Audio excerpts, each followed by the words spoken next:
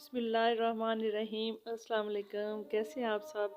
उम्मीद है आप सब खैरियत से होंगे। आज मैं बनाने लगी हूँ फूल गोभी के पकोड़े, जो कि खाने में बहुत ही ज़्यादा टेस्टी हैं और जो भी देखे और अपने हाथ ना रोक पाए, इतने मज़ेदार हैं। तो सबसे पहले मैंने फूल गोभी के इस तरह से छोटे छोटे पीसीस बना लिए हैं और इसको अच्छी तरह से मैंने वॉश कर लिया था। अच्छा, जब आपने गोभी लेनी है इन पकौड़ों के लिए, तो आपने ये देखना है कि गोभी बिल्कुल साफ़ सुथरी हो और शफाफ हो, और ऊपर कोई इसके ज़रा भी मैल ना जमी हो, और साफ़ सुथरी होनी चाहिए। और इसको अच्छी तरह से आपने वॉश करना है। और इधर मैंने कढ़ाई के अंदर पानी डाल करके चूल्हे के ऊपर रख दिया है, और थोड़ा सा डाला है इसमें हल्दी का पाउडर, और थोड़ा सा डालेंगे नमक। तो नमक इसलिए डालना है ताकि जो हमने इसके अंदर गोभी के फ्लावर बॉयल करने हैं उसके अंदर तक जो है फ्लेवर नमक का जाए, और बॉयल आना शुरू हो गया है। और हल्दी का इसलिए हमने इसके अंदर इस्तेमाल किया है कि उसके साथ ये होगा कि हमारा जो कलर है इसका फूलों का, फ्लावर का, वो खूबसूरत हो जाएगा। और इसको अच्छी तरह से मैंने बॉयल कर लिया है। तकरीबन इसको हमने 2 से 3 मिनट के लिए बॉयल करना है, ज़्यादा इसको बॉयल नहीं करना। तो वीडियो एंड तक देखिएगा। अगर आपको अच्छी लगे तो आप प्लीज़ लाइक और सब्सक्राइब ज़रूर कर दिया करें, और अच्छा सा फीडबैक भी दे दिया करें। तो ये देखें, इसको मैंने बॉयल कर लिया, उसका कलर कितना खूबसूरत आया है। इसको ठंडा होने के लिए रख दिया था। तो ये है मेरे पास 1 प्याली मैदे की, इसको अच्छी तरह से छान लिया है। अगर आपके पास मैदा नहीं है तो आप बेसन का भी इस्तेमाल कर सकते हैं। और इसके अंदर अब मैं डालूँगी स्पाइसेस, काली मिर्च पाउडर, हल्दी पाउडर, ज़ीरा पाउडर, नमक और चिली फ्लेक्स, ज़ीरा और सूखा धनिया पाउडर। ये सारे मसाले वो इसके अंदर एकदम से ऐड कर देंगे, और डालेंगे इसके अंदर थोड़ा सा पानी, और सब्ज़ धनिया जो है वो इसके अंदर डाल देंगे। अगर आपके पास घर में मौजूद नहीं है सब्ज़ धनिया तो आप इसको स्किप कर दें।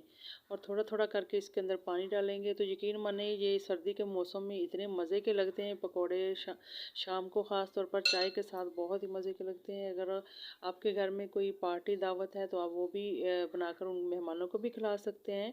तो आपके मेहमान तारीफ़ किए बगैर नहीं घर से जाएंगे। और ये है मेरे पास कॉर्नफ्लोर।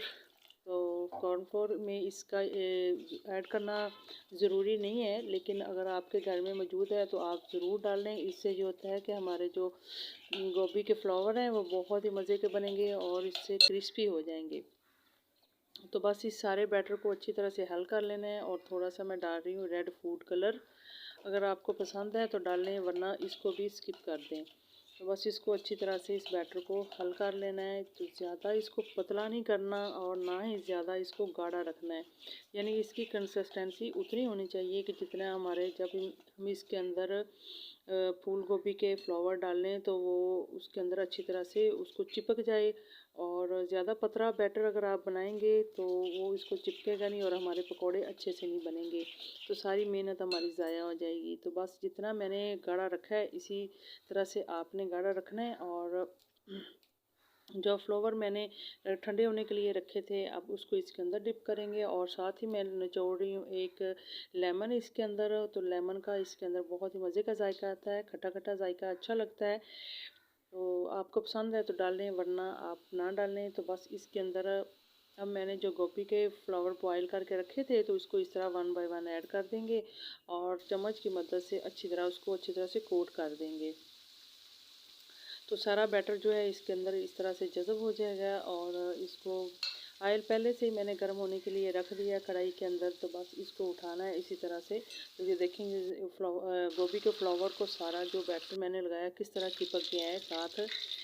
और ऑयल काफ़ी गर्म हो गया है। तो अब हम डालेंगे इसके अंदर गोभी फ्लावर। तो बस इसको इस तरह से एक एक करके इसके अंदर डाल देना है। तो जनाब, इसी स्टेज पे आपने फ्लेम मीडियम रखनी है, हाई फ्लेम बिल्कुल भी नहीं रखनी, वरना ये होगा कि ऊपर से जो मतलब पक जाएंगे और गोभी जो अंदर से कच्ची रह जाएगी। तो जब आपने बॉयल करना है गोभी को, इस बात का आपने ख़ास ख्याल रखना है कि हाफ़ बॉयल करना है, मुकम्मल इसको बॉयल नहीं करना। तो वरना ये होगा कि जब हम इसको फ्राई करेंगे तो जो ये ज़्यादा मतलब गल जाएंगे तो अच्छे नहीं बनेंगे। तो इसलिए इसको हाफ़ आपने बॉयल करना है, और जो बाकी की कसर है वो आपने इसको फ्राई करने के अंदर लगा देनी है। तो बस इस तरह मैं मीडियम फ्लेम पे इसको पका रही हूँ आहिस्ता आहिस्ता। तकरीबन 2 से 3 मिनट लगेंगे और ये जो पकौड़े हैं हमारे गोभी के ये बन के रेडी हो जाएंगे। तो ये बहुत ही ज़बरदस्त यकीन माने लगते हैं, दूसरे पकौड़ों से भी ज़्यादा मज़ेदार बनते हैं। तो बस इसको आपने इस तरह अल्टते पलटते जाना है और चम्मच की मदद से इसके ऊपर थोड़ा थोड़ा ऑयल डालते जाना है ताकि ऊपर से भी पकें और नीचे से भी पकते जाएँ, किसी साइड से कच्चे ना रह जाएं। तो बस इसको आहिस्ता आहिस्ता से पकाते जाना है, आपने जल्दी नहीं करनी है वरना ये ख़राब हो सकते हैं। तो बस इसको इस तरह से आहिस्ता आहिस्ता पलट करके आपने पकाना है। तो बस ये देखें 3 से 4 मिनट लगे हैं। तो ये हमारे गोभी के जो पकौड़े हैं वो बन के रेडी हो गए हैं। तो अब हम इसको स्पैचुला से निकाल लेंगे, किसी इस तरह से जालीदार स्पैचुला से आप निकालें ताकि इसका जो ऑयल है या घी है जो भी है आपके पास वो अच्छी तरह से रिमूव हो जाए। और इसको हम लहदा प्लेट में डाल लेंगे। तो इसी तरह ये दूसरे पकौड़े भी मैंने इसके अंदर डाल दिए थे, तो वो भी तकरीबन 2 से 3 मिनट में रेडी हो गए हैं। तो ये बहुत ही क्रिस्पी लग रहे हैं देखने में और मज़े का लग रहे हैं, खुशबू बहुत अच्छी आ रही है। तो बस इसको भी निकाल के एक प्लेट के अंदर डाल लेंगे और आपके पास केचप है, दही का रायता, जो भी है घर में मौजूद, आप उसके साथ इसको खाएं तो बहुत ही मज़ेदार लगें। तो ये देखें कितने ज़बरदस्त लग रहे हैं। तो जनाब वीडियो अगर अच्छी लगे तो इसको लाइक और सब्सक्राइब कर दें। तो इसी के साथ ही मुझे इजाज़त दें, अगली वीडियो तक अल्लाह हाफिज़। अपना बहुत सारा ख्याल रखिएगा।